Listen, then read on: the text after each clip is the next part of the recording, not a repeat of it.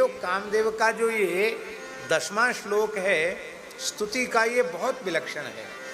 साधकों के लिए इतना बड़ा आश्वासन है ये कि इससे बड़ा आश्वासन भक्तों के लिए कोई दूसरा हो नहीं सकता। बहुत विलक्षण श्लोक है। महाराज जी इस श्लोक में है, कामदेव कह रहे हैं कि हे भगवान, जो कोई जीव आपकी प्राप्ति का संकल्प लेकर आपका भजन करने लग जाता है तो सुरकृता बहवोन्तराया, देवता उस जीव की भगवत प्राप्ति में अनेकानेक विघ्न उपस्थित करते हैं।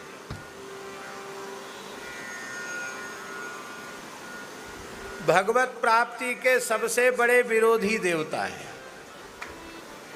कि नहीं चाहते कि इस जीव को भगवत प्राप्ति हो जाए। सुरकृता बहवोन्तराया, देवता अनेक अंतराय माने विघ्न उपस्थित कर देते हैं। अब प्रश्न उठा कि देवता किस लिए ऐसा काम करते हैं? इतना तो नहीं करना चाहिए उनको, इतना निकृष्ट कर्म देवता क्यों करते हैं?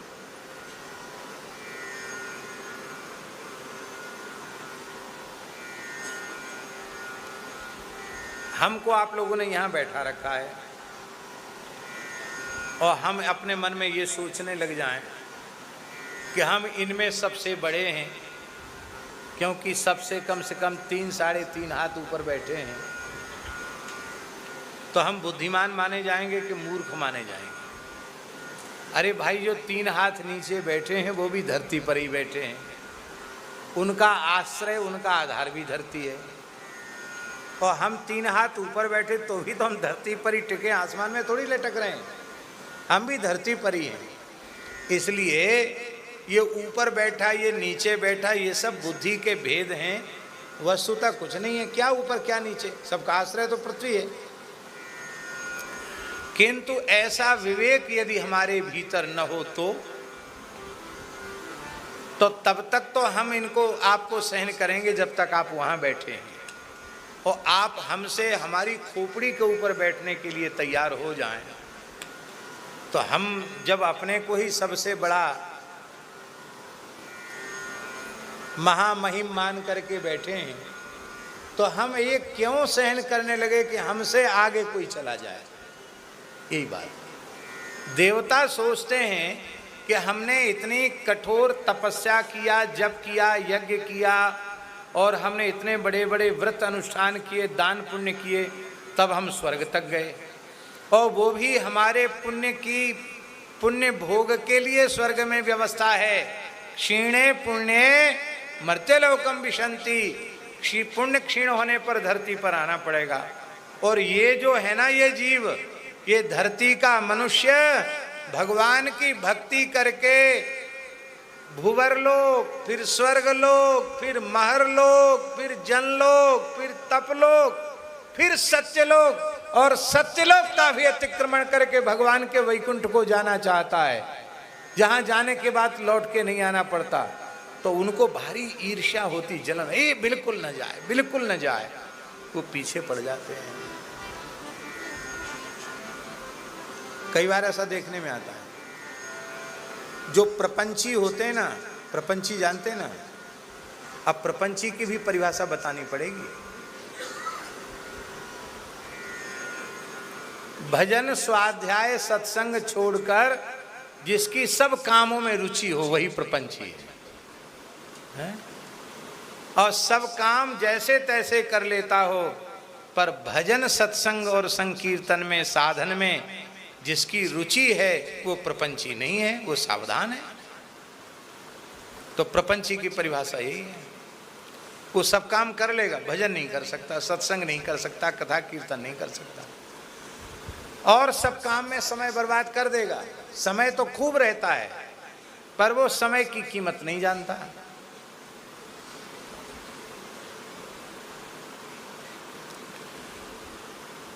तो ये जो प्रपंची लोग हैं ना, खूब ठूस ठूस कर दिन में 2 बार 3 बार 4 बार खाने वाले, देर रात तक जगने वाले, और फिर 8 बजे 9 बजे 10 बजे तक भी सोने वाले, सूर्य की गरम गरम किरणें शरीर पर पड़ें तब जगें। ऐसे लोगों के माथे में भी दर्द नहीं होता, ना पेट खराब, ना माथा खराब, ना हाथ पांव खराब, ना आँख नाक कान खराब, मुष्टंड बने घूमते हैं। और बेचारे स्वाध्याय करने वाले लोग, तपस्या करने वाले लोग, भजन करने वाले लोग, माथा दुख रहा है, पेट में दर्द हो रहा है, कुछ नहीं तो अतिसार हो गया, कोई मोटे हो रहे हैं तो इतने मोटे, किसी को कुछ हो रहा है, किसी को कुछ हो रहा है। ये सब देवताओं के किए हुए विघ्न हैं। निष्प्रपंची लोगों को तो जानते हैं कि इनसे हमको कोई डर नहीं है, खूब मौज मारो, खूब खाओ पियो मस्त रहो, तुमको तो थोक भुगतान नरकों में करना है, इसलिए तुम्हारी तो कोई हमें चिंता ही नहीं है। उनको ये देखते हैं कि एक महात्मा अयोध्या के हमारे महाराज जी सुनाते थे, हनुमानगढ़ी के महात्मा थे, वो कहते थे, महाराज जी को कहते थे, शास्त्री जी इस शास्त्र का नाम व्याकरण नहीं रखना चाहिए। तो महाराज जी कहते क्या रखना चाहिए? बोले इसका नाम है व्याधिकरण। कहते जब तक खाली दूध पीते थे, बादाम खाते थे, डंड पेलते थे, कोई बीमारी नहीं थी। जब से आपके कहने से पढ़ने में लग गए, कभी माथा दुखता है, कभी हाथ पिराता है, कभी पाँव पिराता है, कभी पेट पिराता है, तब हमारे समझ में आए व्याकरण नहीं व्याधिकरण है। और बोले फिर व्याकरण छोड़ा तो व्याकरण तो व्याधिकरण हो गया।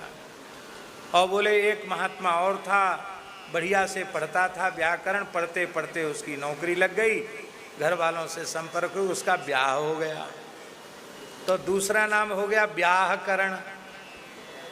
एक व्याधिकरण और दूसरा नाम हो गया ब्याहकरण। इसलिए महाराज हम तो दोनों को जान के हमने छोड़ दिया है। महाराज जी बोले फिर अब क्या करते हो? भजन में लग गए हो? अरे बोले फिर हमने सब काम छोड़ के माला लिया, अब और ज़्यादा परेशानी, ये तकलीफ वो तकलीफ, ये बीमारी वो बीमारी, अब माला वाला भी उठा के रख दिया। अब मस्त से खूब प्रेम से पाते हैं, दो ही काम करते हैं, पाना और सोना, दो काम करते हैं। कहते अब इतने प्रसन्न हैं, कोई बीमारी नहीं, और विश्वास है अवध तजेतन नहीं, संसार अयोध्या छोड़ के जाते नहीं हैं। एक बार सरजू नहाए आते हैं, हनुमान जी का दर्शन कर लेते हैं, कनक भवन का दर्शन, और मस्त पड़ी हुई, कोई साधन वाधन नहीं करते। यद्यपि महाराज जी कहते थे कि वो अच्छे महात्मा थे, वो तो कहते ही थे कि साधन नहीं करते, रोज सरजू स्नान करना और रोज हनुमान जी का कनक भवन का दर्शन करना क्या कमती बात है क्या? पर महात्माओं की बात है। इसका आशय यह है कि भगवत प्राप्ति के पथ पर चलने वालों के जीवन में चाहे जितने विघ्न आवें, जितने विघ्न आवें, उनका उत्साह उतना बढ़ना चाहिए, उनको कभी अपना उत्साह कम करना नहीं चाहिए। क्योंकि सुरकृता बहवोन्तराया, देवताओं के द्वारा उपस्थित किए गए विघ्न आते हैं, पर भगवान देवता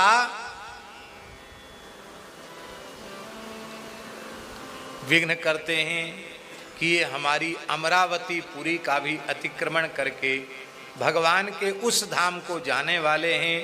यद गत्वा न निवर्तन्ते तद्धामो परमं मम, उस दिव्य धाम को जाने वाले हैं। लेकिन हे भगवान, देवता भले ही चाहे जितने विघ्न करें, जब आप उन भक्तों का परमाश्रय बन जाते हैं और आपकी कृपा करुणा भरी दृष्टि भक्तों के ऊपर पड़ जाती है, तो उन भक्तों में इतने अचिंत्य बल का आधान आप कर देते हैं कि वे विघ्नों की खोपड़ियों को रौंदते हुए भगवान के चरणों तक पहुंच जाते हैं। धत्ते पदम त्वमविता यदि विघ्न मूर्धनि, विघ्नों की खोपड़ियों को कुचलते हुए भगवान के पास चले जाते हैं। इसलिए इसी जन्म में इसी शरीर से भगवान का प्रत्यक्ष दर्शन करके ही प्राण त्यागना है। ऐसा निश्चय करके भजन में लग जाओ। किसी विघ्न की सामर्थ्य नहीं है जो आपका मार्ग रोक सके। बस डरना नहीं, परिवार वाले विरुद्ध हो जाएंगे, नाते रिश्तेदार मुंह मोड़ लेंगे, नाक से कोड़ेंगे, हो सकता है व्यापारिक घाटा भी हो जाए, हो सकता कोई तुमसे बात करना भी पसंद न करे, और इससे भी कई बीती हालत हो सकती है। लेकिन घबराना मत, समझना ज्यादा कृपा भगवान की हो रही है, और भजन अपना बढ़ाते चले जाना, तो विघ्नों की खोपड़ी को रौंदते हुए आप भगवान की गोद में पहुंच जाएंगे। धत्ते पदम। अब एक प्रश्न है आचार्य जी कि इन संसारी विषयी जीवों के विघ्न क्यों नहीं करते देवता? तो कहते नान्यस्य बरहिसि बलीन ददत स्वभागान। ये संसारी लोग देवताओं को बलि देते रहते हैं। बलि माने पूजा, और देते लेते भी रहते हैं। देते भी हैं, फिर उनसे लेते भी हैं कि हम ये दे रहे हैं, तुमको ये चाहिए। तो उनका तो लेन देन का हिसाब किताब चलता रहता है। और भक्त, हाँ, मीरा जी देवी जी की विरोधी नहीं थी, पर मीरा जी ने कहा कि मेरा तन मन प्राण तो भगवान श्री कृष्ण के चरणों में निवेदित हो चुका है। अब कृष्णातिरिक्त कोई तत्व ही मेरे अंतःकरण में नहीं है, मेरे भाव ही चित्त में कृष्ण के अतिरिक्त कहीं अन्यत्र नहीं है। मैं कृष्ण के अतिरिक्त किसकी पूजा करूं? इसलिए आप लोग भगवती का पूजन करते हैं, मैं सम्मिलित हूं, लेकिन मैं आदर करती हूं भगवती का, आप लोग करिए पूजा। इतने से ही ससुराल वाले चिढ़ गए,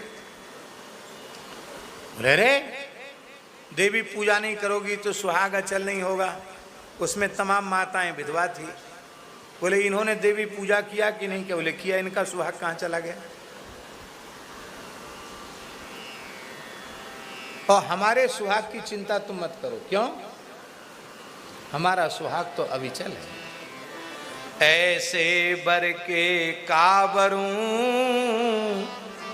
जो जन्मे ओ मर जाए, बरबरिए गोपाल जी जासो चुड़ लो अमर है। तो देवता इसलिए भी चिड़े रहते हैं, केवल भगवान को मानता, हमको नहीं मानता। अनादर भक्त किसी का नहीं करता, लेकिन चाहता है तो केवल भगवान से चाहता है और किसी से कुछ नहीं चाहता। इसलिए भगवत प्राप्ति के मार्ग पर खूब पूर्ण उत्साह से लग जाओ। बोलो भक्त वत्सल भगवान की। माई मेरे श्याम